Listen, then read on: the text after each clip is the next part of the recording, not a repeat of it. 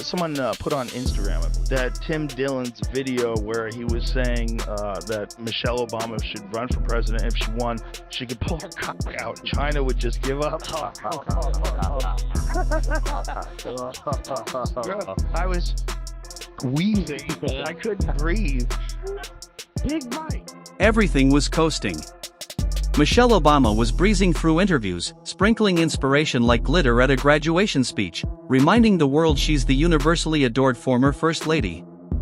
Then bam, Joe Rogan and Jesse Watters came crashing in like two bulls rampaging through a kale smoothie bar. Rogan dropped truth bombs. Watters flung sarcasm like ninja stars. And just like that, Michelle's carefully curated glow morphed into a PR wildfire. What did they expose that has Team Obama in full damage control?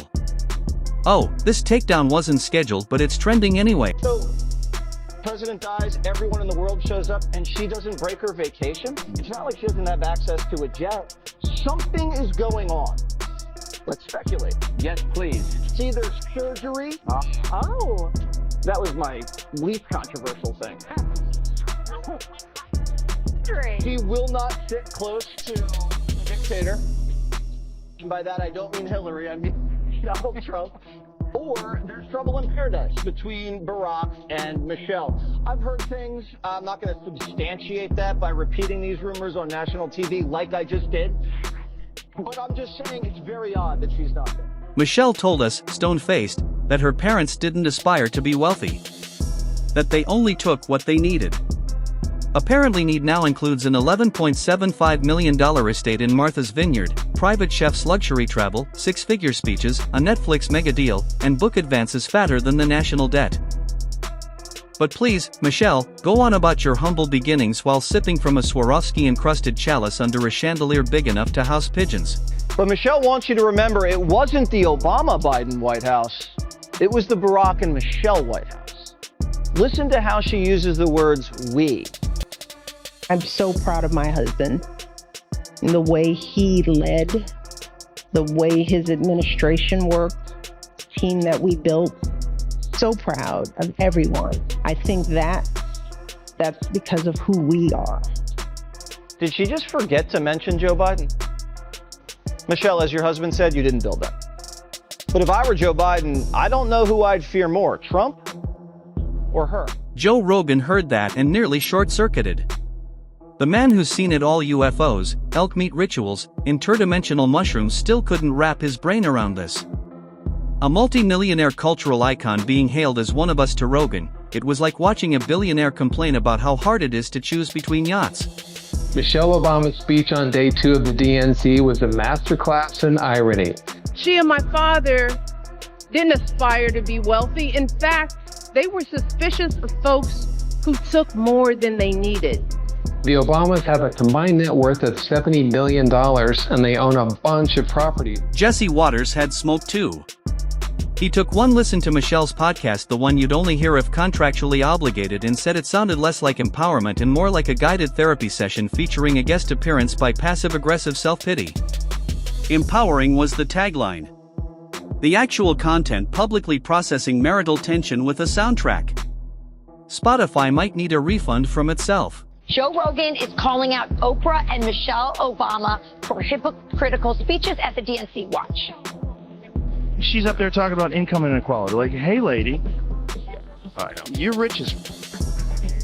Like, how is that equal? And also, when Michelle Obama was saying, you know, I think she was saying her mother or grandmother was always suspicious of people who took more than they needed. Yes. Like, you're so much money. Take more than they need, Obama. 4 mansions. Let's rewind and take a scenic tour of Michelle's career in contradiction. The media sells her as apolitical, a moral compass floating above the noise. Except every time a Democrat hits the panic button, she's already backstage, mic'd up before CNN finishes the sentence, "We need help." Primetime's been wondering where Michelle Obama's been. She snubbed both Jimmy Carter's funeral and Trump's inauguration. And last week, Barack went to a basketball game all by himself. Turns out Michelle's been busy working on a new podcast, and so far, it's been a flop. The first 2 episodes have been up all day and only gotten a few thousand views on YouTube. Half of them are probably primetime producers. But still, Michelle's spilling the family secrets, like how Barry gets on her. Ah yes, the Michelle Obama podcast. Marketed like a spiritual awakening, it turned out to be a 45-minute name drop with sprinkles of therapy speak and just enough vague activism to keep New York Times editors purring. Jesse lit it up on Fox, the most expensive diary entry in history. She dragged Barack, her kids, her mom, everybody got smoked. And the kicker? She preached against toxic masculinity, then hit the stage weeks later like a pop diva backed by strobe lights and a $600 ticket price to preach humility. Joan Rivers said that Michelle Obama was a man before she died. Was that a joke? I thought it was a joke. I thought it was a joke too, but the way she said it wasn't like jokey. She was like, oh, come on, everybody knows Michelle Obama's a man. Like, remember that? Yeah, like, would Big Mike kill you for that? Then came becoming her Netflix documentary. For someone who reluctantly re-entered the public eye, she came back with a full glam squad, cinematographers, wardrobe changes, and stadium tours. Just your average mom next door if your door opens onto a red carpet. Rogan was flabbergasted. "This is humble," he asked, "watching a multi-millionaire in slow-mo tell broke Americans that money isn't everything."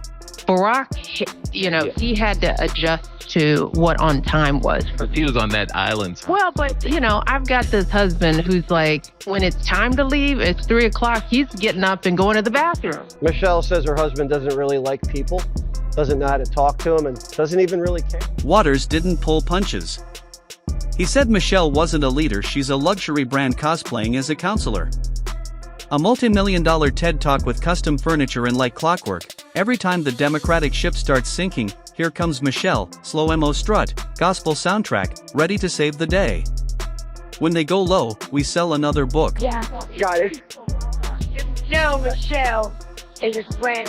She's a what? Transgender. Oh no.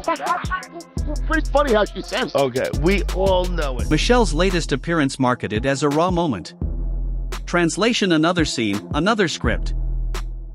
She whispers, "Sometimes I'm just tired of being admired in Twitter short circuits with Queen." Meanwhile, folks working double shifts just want gas money. Rogan called it spiritual cosplay, a performance of humility, scripted by a brand team, drowned in applause, more robotic than her podcast's laugh track. Michelle has a Netflix special with Oprah, and when Oprah taps you, that means it's your time. The Obamas know that. It was Oprah who was the first big name to support Barry's run for the White House. So what does this mean? Well, for one, it means Michelle has another book, and she wants the world to know it's her world now, that she, not Barack, is the real star. And here's the twist: the woman who totally isn't running for office is always kinda running. Always touring reluctantly, promoting accidentally, accepting massive checks humbly. Jesse called her out. She's perfected the art of almost campaigning. She's the emergency plan in heels, just waiting for Biden to stall so she can jump in like a political Beyonce with better polling numbers. And right now, Michelle is having her Hillary moment. Barry had his 8 years, so Michelle's demanding her time to shine. Michelle's on a roll, and now she's center stage. The woman needs no introduction, for real. Michelle!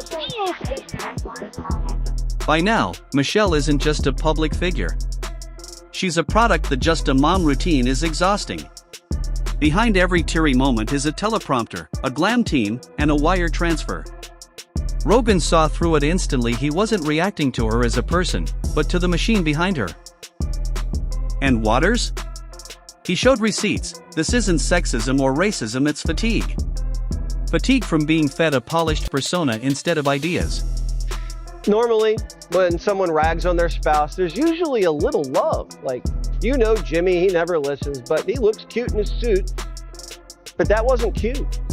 Did she drop this podcast to distance herself from Barack so she could run for president? Every politician starts a podcast right before they launch their next campaign. Looking at you, Gab. At some point, the Michelle Obama brand stopped being about change and started selling choreographed struggle. She became a metaphor: designer-clad humility, algorithm-approved empathy, and rehearsed vulnerability. Whether it's Rogan's brutal honesty or Watters' gleeful dissection, the curtain is being yanked. The real question? Not whether Michelle wants power, but how long she's been auditioning for it while insisting she wasn't.